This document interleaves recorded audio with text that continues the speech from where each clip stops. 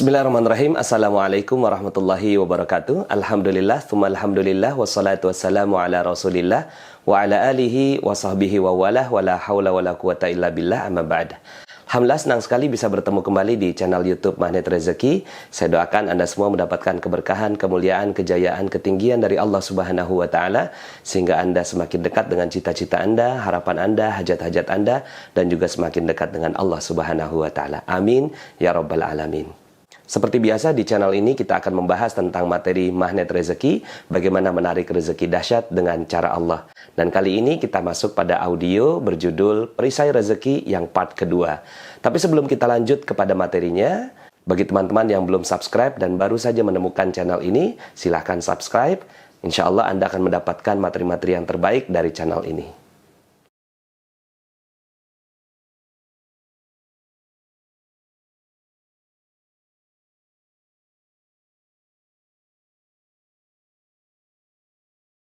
Oke, mari kita bahas tentang materi perisai rezeki dan pendalaman dari part yang sebelumnya. Mungkin sebagian di antara Anda ketika melihat video sebelumnya mengatakan bahwa, aduh materinya kok berat sekali ya bicara tentang dosa. Saya ingin mengajak Anda semua untuk melihat gambaran keseluruhannya. Bahwa sebenarnya Allah Subhanahu wa Ta'ala berikan keajaiban untuk Anda. Kan di video sebelumnya saya sudah mengatakan bahwa manusia itu ajaib. Anda adalah orang yang ajaib. Tapi kenapa tidak ajaib? Karena ada dosa yang menghalangi. Sebenarnya bicara tentang logika ini malah jauh lebih sederhana dibandingkan dengan ilmu-ilmu yang selama ini kita pelajari. Kita ingin mendapatkan sesuatu lalu kemudian kita bekerja keras. Padahal sebenarnya tidak perlu bekerja keras seperti itu. Kalau seandainya kita tahu logika berpikir ini, hilangkan saja dari dosa, hilangkan saja perisainya, maka keajaiban akan datang pada kehidupan Anda. Malah sebenarnya logikanya jauh lebih sederhana. So, saya ingin mengajak Anda semua untuk melihat ini sebagai sebuah proses. Ketika kita ingin mendapatkan keajaiban, maka sederhana. Hilangkan saja dosanya, maka insya Allah rezeki akan datang dengan sendirinya. Kan sederhana. Dibandingkan dengan kita harus bekerja keras. Betapa banyak orang yang bekerja keras, tapi dia masih menggunakan perisainya kemana-mana. Ya, dia pegang perisainya, dia pegang dosanya. Kemudian dia berusaha, dia bekerja, pergi pagi pulang sore, pergi pagi pulang malam. Bukannya malah mendapatkan sesuatu, malah dia akan mendapatkan hal yang tidak nyaman dalam kehidupannya. Ilmu magnet rezeki tujuannya bukan untuk memperberat.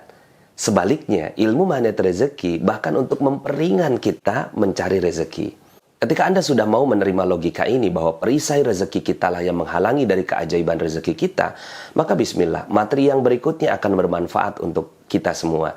Perkenankan saya menceritakan tentang awal mula saya bertemu dengan ilmu magnet rezeki ini. Satu saat saya berjalan bersama dengan sahabat saya, ada 12 orang. Ada satu orang sahabat saya bertanya kepada seorang guru, "Kiai, kenapa sih hidup ini penuh krisis, ngantri BBM, banyak orang miskin dan seterusnya?" Saat itu saya masih berpikir logika. Ya iyalah mungkin karena orang tuanya nggak kasih pendidikan. Ya iyalah mungkin karena dia malas. Ya iyalah mungkin dia nggak memiliki ilmu bisnis dan seterusnya. Tapi ternyata pertanyaan sesederhana itu dijawab dengan serius oleh Kiai. Kiai bertanya balik, sebenarnya untuk apa diciptakan manusia? Saya menjawab untuk beribadah gitu ya. Tapi kemudian kata Kiai, salah. Untuk apa beribadah? Aduh, saya agak kaget ya. Karena baru ketemu dengan seorang Kiai yang mengatakan hal seperti ini. Karena sebelumnya saya meyakini bahwa hidup adalah untuk beribadah. Wa ma khalaqtul jinna wal insa illa liya'budun. Tapi kata Kiai, bukan untuk itu. Saya jawab lagi, untuk menjadi khalifah Kiai. Salah kata Kiai. Ya karena salah semua ya udah saya diem aja. Lalu kemudian Kiai mengatakan, sebenarnya Allah menciptakan kita untuk dimuliakan dan dimanja. Allah menciptakan kita untuk berbahagia.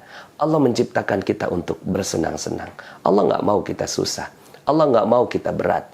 Allah nggak mau kita capek-capek mencari nafkah. Kata Kiai seperti itu.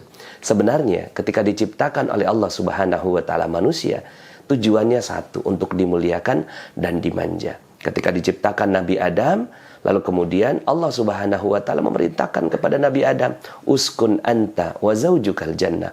Duduk diam engkau ya Adam beserta istrimu di surga. Wa kula minha ragadan haitsu syi'tuma. Makan semua yang ada. Akhirnya begitulah kehidupan kita. Manusia awalnya untuk menikmati semua yang Allah Subhanahu wa Ta'ala ciptakan untuk kita. Tapi ada tapinya, wala taqraba hadhihi syajarah. Tapi jangan sentuh-sentuh ini pohon. Malah disentuh oleh Nabi Adam. Apa yang terjadi? Turun ke bumi, lalu kemudian dia harus berproses. Itu ada pohon, panjat, petik, kupas, masak, baru makan. Lebih susah hidupnya.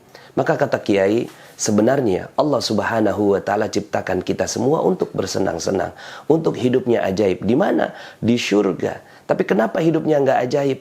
Karena satu yang dilakukannya, dosa.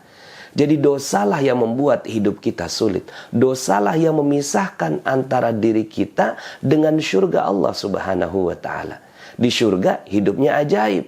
Karena ada dosa, maka keajaibannya hilang. Apakah dosanya berhenti? Kata Kiai. Enggak Kiai, dosa lagi. Akhirnya nggak boleh metik, sekarang nanam. Ambil benih di tempat yang lain, ditanam, ditunggu 5 tahun, baru bisa dimakan. Lebih susah hidupnya? Lebih susah. Karena apa? Karena dosanya nambah. Apakah dosanya berhenti? Enggak, dosa lagi manusia. Akhirnya nggak boleh nanam. Beli sekarang. Kerja keras banting tulang. Pergi pagi pulang sore, pergi pagi pulang malam untuk membeli sesuatu. Lebih susah hidupnya kata Kiai. Iya Kiai, lebih susah. Ya, dosanya berhenti? Enggak Kiai. Akhirnya nggak boleh beli, ngutang sekarang. Beli jilbab ngutang, beli pancing ngutang, beli baju majlis taklim ngutang. Ya, akhirnya ngutang jadi gaya hidup. Dia gesek-gesek itu kartu, pakai kartu kredit, dan seterusnya. Pada saat Kiai ngomong ngutang, saya nunduk teman-teman. Ya Allah, gue banget pada saat itu saya sedang berada dalam kondisi yang terpuruk. Saya sedang hutang banyak, dikejar-kejar debt collector, dilaporkan polisi, digugat, dan seterusnya. Lalu kemudian betul saja, ya sebenarnya harusnya, pantasnya kehidupan saya ajaib. Tapi kenapa saya seperti ini? Karena saya banyak dosa. Dan itu saya sadari pada saat itu. Kemudian kata Kiai gini, ya, dosanya berhenti? Enggak Kiai, dosa lagi. Akhirnya nggak boleh ngutang, gali lubang, tutup lubang. Itu saya banget gitu ya. Pada saat itu ketika ada tagihan, lalu kemudian saya coba cari pinjaman, ya jatuh tempo, cari pinjaman lagi, dan seterusnya. Sampai kemudian akhirnya miliaran rupiah saya berhutang teman-teman semua. Ya. Sampai kemudian kata Kiai gini, kau mau nggak hidup kamu ajaib? Mau Kiai. Kau mau nggak kamu kembali pada kehidupan keajaiban kamu? Mau Kiai. Kau mau nggak selesai semua persoalan hidup kamu? Mau Kiai. Kata Kiai, sederhana. Jangan buat dosa satupun. Maka kau akan rasakan surga sebelum surga yang sebenarnya. Pada saat itu saya tertegun dengan jawaban itu.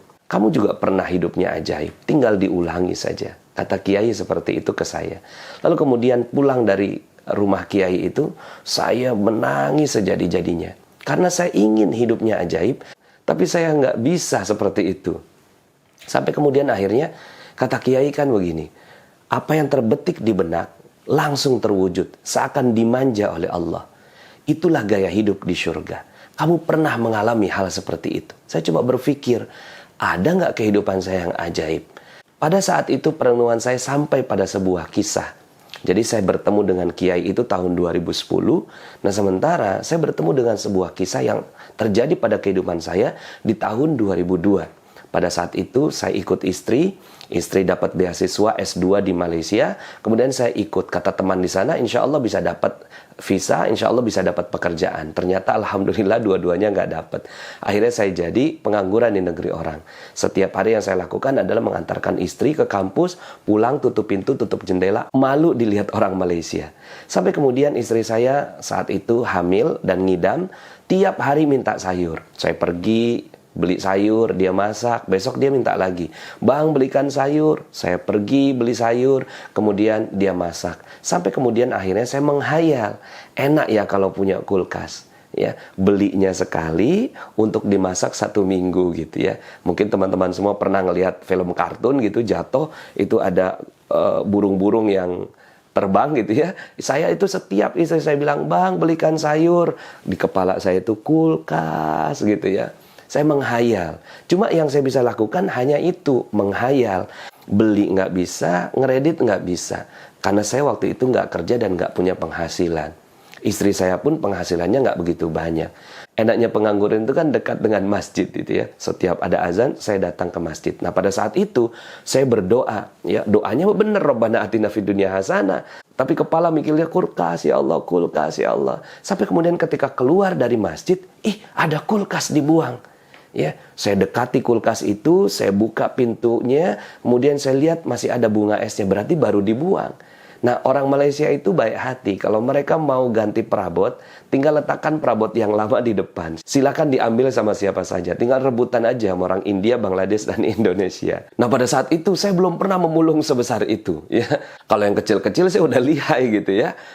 Sepatu, sendal, blender, mainan anak itu udah lihai. Tapi ini kan besar, apalagi saya sedang diawasi oleh polisi imigrasi. Kemudian saya telepon teman saya, Pak Dodi, ini ada kulkas dibuang, boleh nggak kita tarik? Jomlah, tariklah. Kemudian akhirnya teman saya itu bawa motornya, letakkan di atas motor, nyampe rumah, nyala. Oh, ini yang dimaksud sama Kiai.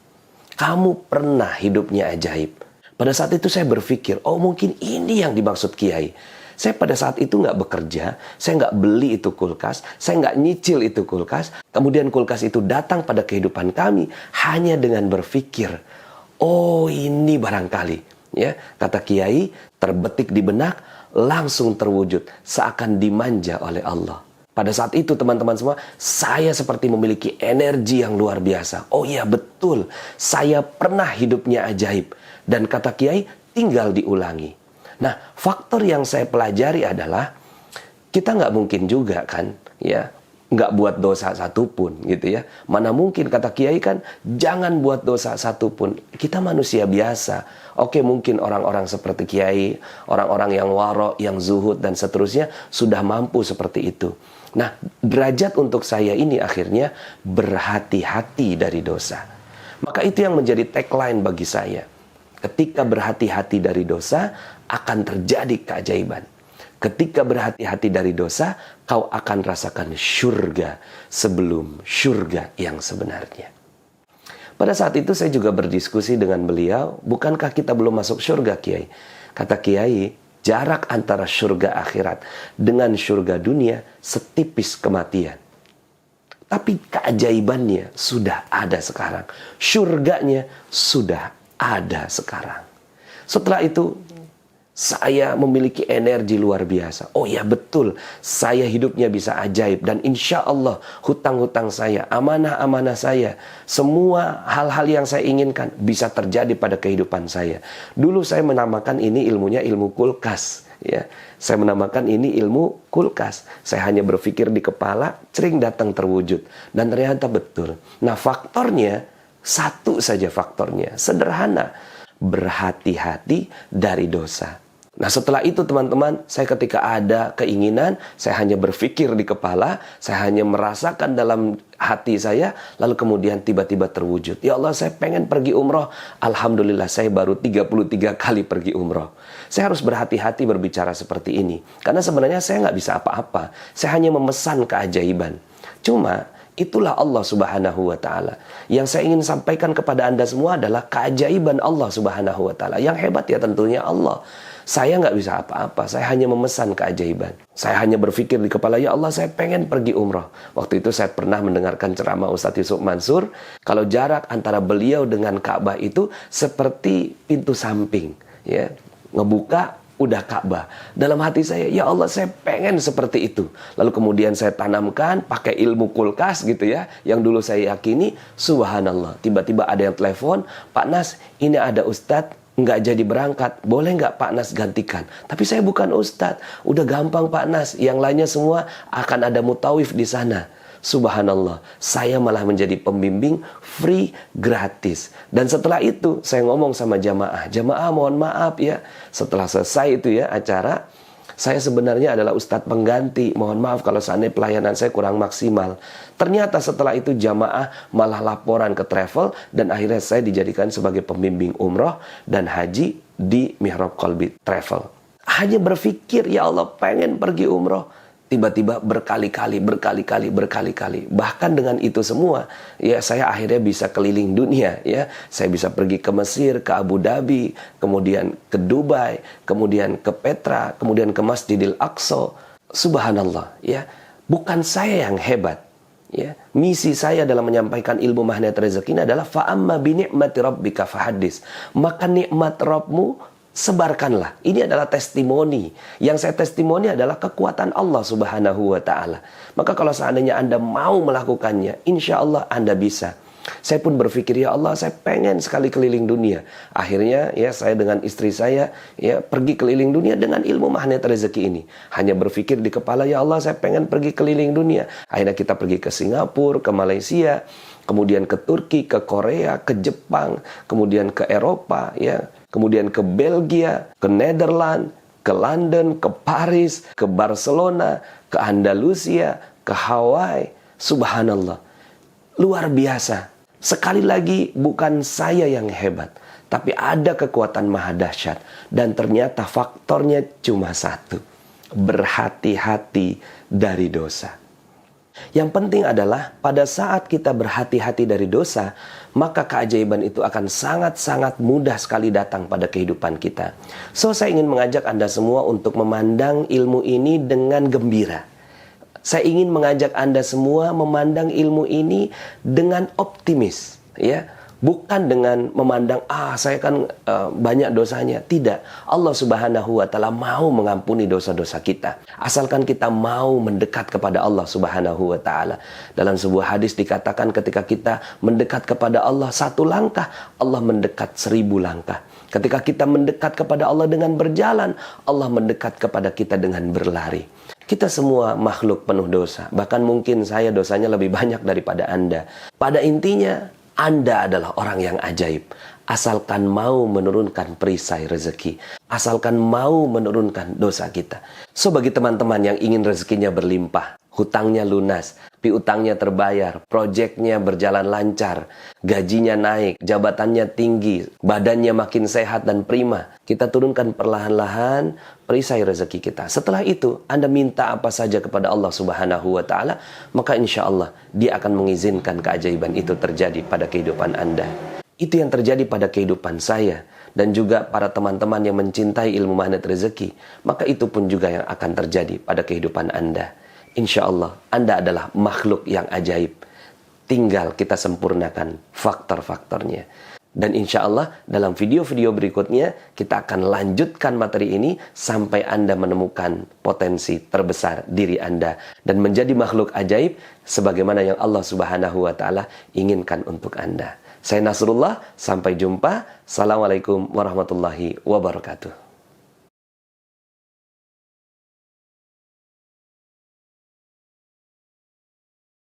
Pada saat Kiai ngomong ngutang, saya nunduk teman-teman semua.